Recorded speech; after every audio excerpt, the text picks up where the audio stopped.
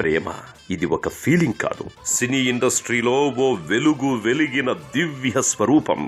Prema, please welcome her.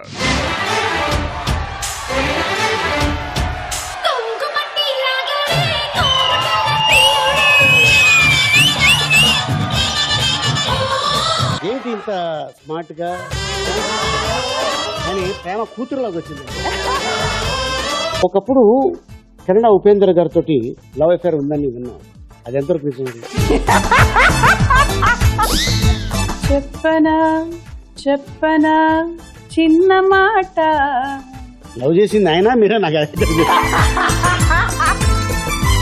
ఆయన ఎప్పుడు ఇలా కట్టుకుంటారో అప్పుడు నాకు టెన్షన్ వచ్చింది.